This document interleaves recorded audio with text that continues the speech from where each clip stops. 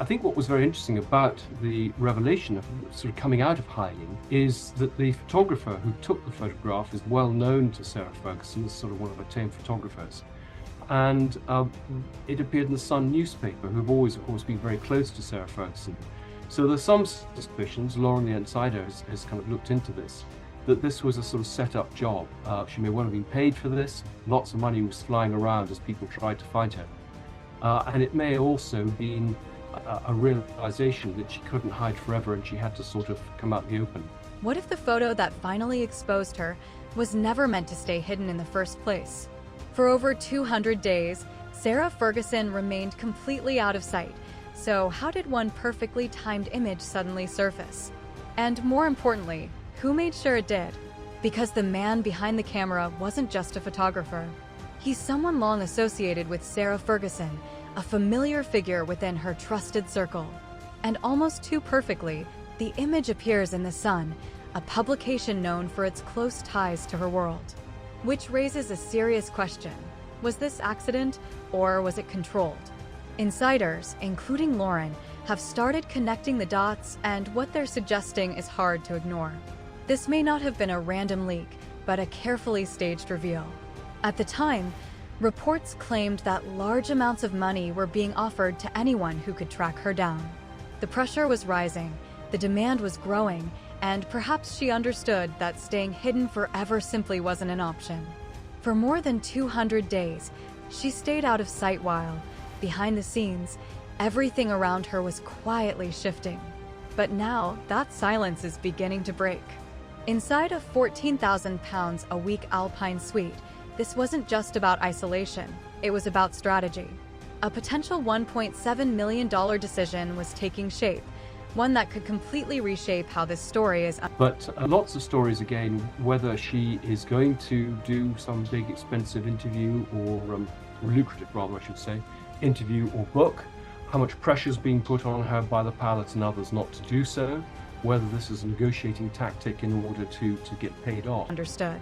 By the end of it all, one thing becomes clear. This wasn't an escape, it was a tactical retreat. Because whatever comes next won't be small. It's the kind of move that has powerful institutions watching closely, waiting for her next step. Speculation is only getting louder. Will she agree to a high-paying interview? Or turn everything into a major book deal?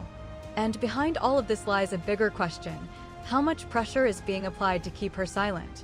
Some believe this entire disappearance may have been part of a negotiation strategy, designed to strengthen her position and secure the best possible outcome. That Alpine resort wasn't just luxury, it was control. While the world searched for any sign of her, she was reportedly living in near total isolation, with every detail of her routine carefully managed. No chance encounters. No unexpected appearances. Weeks turned into months inside that 14,000 pounds a week suite, a place where people don't just rest, but disappear. But the most important detail is this. She wasn't just hiding, she was waiting. Waiting for the right moment, the right signal, the right opportunity. Her phone became her only real connection to a rapidly changing situation back home. Sources suggest she was involved in high-stakes negotiations, all while staying completely out of public view. Every movement, every step through the Alpine landscape was deliberate, carefully calculated to keep her unseen, until the moment she chose to be seen again. But behind the calm exterior of that luxury resort, the pressure was quietly building. It's believed she was handling a crisis no one else was allowed to witness, a deeply private battle that was now on the verge of becoming very public and very expensive. And then, something shifted. On April 16th, after months of near invisibility, she finally reappeared. But it wasn't just her presence that caught attention, it was her expression. The look on her face told a story her team had worked hard to keep hidden. This wasn't someone enjoying time away. It was someone who looked like they had just signed off on the most high-stakes decision of their life. The timing made it even more striking. Her return came at the exact moment when financial pressure was reportedly closing in. Almost too precise to be coincidence. But this wasn't about stepping back into the spotlight, it felt more like a move driven by necessity.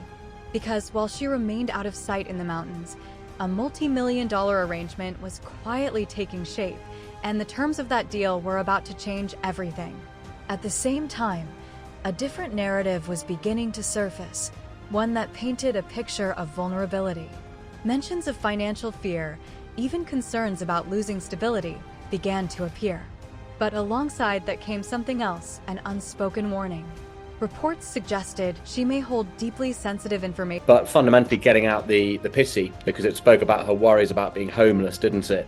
And then it also had, like you say, this implicit threat. So part of the Sun story, the briefing from the Sun, is that she's got the goods on the royal family and that she can do considerable damage, and that she was considering a £1.3 million documentary deal. What kind of things do you think she knows about the royal family that she could reveal that could do damage? About the royal family, the kind that could cause serious damage if revealed. There were even claims of a potential £1.3 million documentary deal, a move that raised serious questions. After decades spent close to the royal inner circle, she would have witnessed more than most.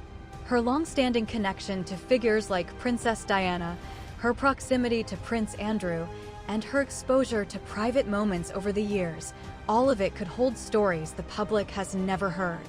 And then there's the number at the center of it all, $1.7 million. For many, it's life-changing. But in her case, it may represent something far more urgent. Insiders suggest this isn't simply about money, it's about survival. A last attempt to regain control of a narrative that has steadily slipped beyond her grasp. As her personal ventures reportedly faded and income streams became uncertain, the idea of a major televised interview or a high-stakes memoir began to take shape.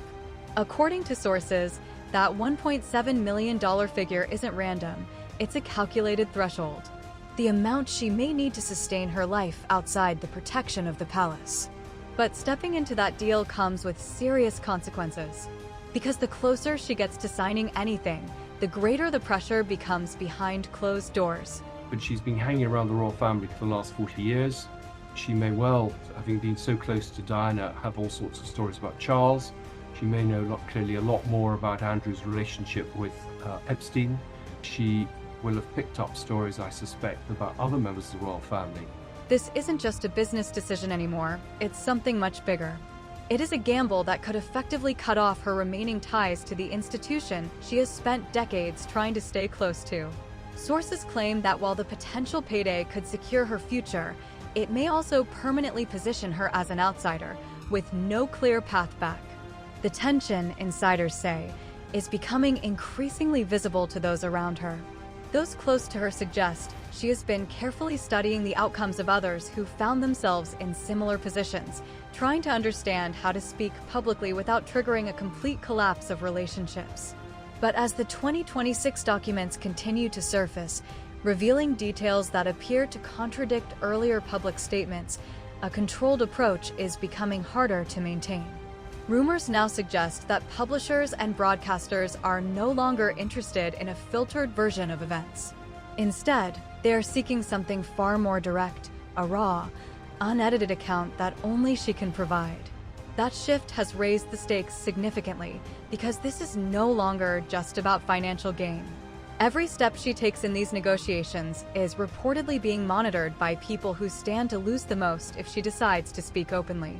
It is also claimed that certain individuals within her wider orbit are deeply concerned about what might be revealed in a deal reportedly worth $1.7 million. And as attention turns more closely toward her situation, it becomes increasingly clear that financial pressure is being intensified by another factor, a series of personal and professional collapses within her own world. The pressure is no longer limited to Sarah Ferguson alone, it appears to be spreading. In early 2026, corporate filings reportedly revealed that multiple private businesses connected to her were being wound down, alongside the closure of her primary charitable project. This was not presented as a planned transition, but rather a rapid withdrawal from her professional life, unfolding shortly after a renewed wave of documents entered the public domain. Insiders suggest these closures were intended to reduce her public exposure as scrutiny increased. Lifestyle ventures, production-related companies, and other private interests were quietly dissolved, signaling a significant contraction of her official footprint. But as these structures collapsed, a more personal impact began to emerge within her family. Reports indicate that her daughters, Beatrice and Eugenie, have now been indirectly drawn into the timeline of events in ways that had not been publicly acknowledged before. It is claimed that newly surfaced correspondence references meetings involving both princesses and a high-profile individual shortly after a legal milestone in 2010, details that had not previously been confirmed by those involved. This development has reportedly caused significant shock within inner circles, with sources suggesting that the younger members of the family were pulled into situations far beyond their control. The consequences of these revelations are still unfolding, but one thing is clear: the pressure surrounding this story is no longer confined to one person, it is spreading outward.